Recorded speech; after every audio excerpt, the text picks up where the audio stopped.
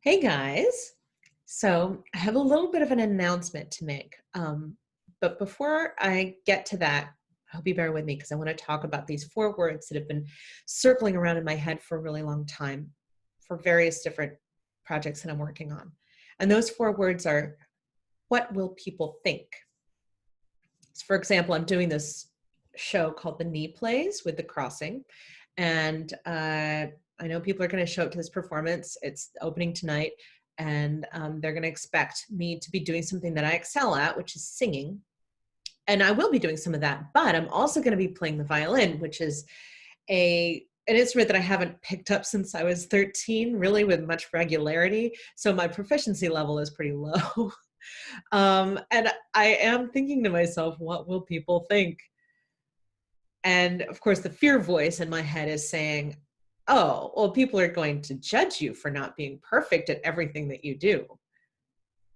And, you know, I mean, look, I just said that out loud and I have to ask myself, is that true?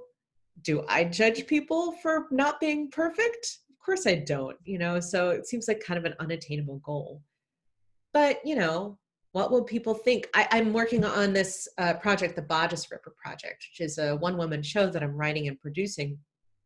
And it is a lot of work, but it's fun. And it's based on some racy romance novel scenes that I wrote backstage at the opera. But it is also a one-woman show. And I have to tell my story and be vulnerable in front of, like, just by myself on stage. And being vulnerable makes me worry, what will people think? And now here I am making this announcement to you about my new business venture, which is that I am a coach. I am a coach, which is actually very scary to say. But here's the thing, I've benefited from coaching for the last 2 years. I would not be where I am with my artistic projects if it weren't for the coaching support that I've received. And I really feel like without that, I wouldn't be able to move forward with like the confidence and ease and focus that I have at the moment. So in that context, I feel like it's time for me to use those experiences, my experiences, to help other artists along the way in their own projects. But those words keep coming up. What will people think? What will people think? And now it's louder because it's coming from loved ones who are sort of saying it in disbelief. Coach, like a life coach? Or, won't this distract from your Bodice Ripper project? And look, if there's anything that I've learned from coaching, it's the power of the question. Is it true? So is it true? Is it true that the Bodice Ripper project will distract from my coaching, or the coaching will distract from my Bodice Ripper project? No, I don't think so. If anything, they're going to complement one another, because as I lift other artists up, I too will be lifted up. As I learn lessons along the way in my own project, I will be able to pass those lessons on. Excuse me. Getting a little choked up there. And, life coach, whatever, career coach, vocal coach, I don't know what you want to call it, but here's what I'm going to be doing.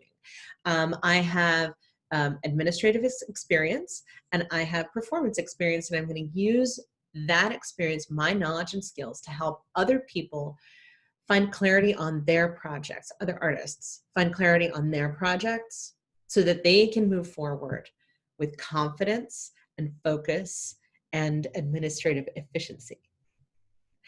So, look, I wear a lot of hats in my life. I've always done that. I have, I went to Tufts and NEC. I did the 5-year double degree program. So in 5 years, I went to 2 schools at once and got 2 degrees. I worked as a director and a performer at the Pennsylvania Renaissance Fair. I have, been an administrator and a singer for the Crossing. So I wear a lot of hats. And you know what? I bet you do too. And I also bet that you ask yourself that question, what will people think? Because of course we all do. But, I don't know that that question really serves us very much. I think a better question to ask is, what do I feel? What do I feel? What do I feel when I play the violin? Joy, even though I'm not very good. What do I feel when I'm working on the Bodice Ripper project? Delight, even though I know it's really hard. And what do I feel as I'm stepping into this new role as a coach?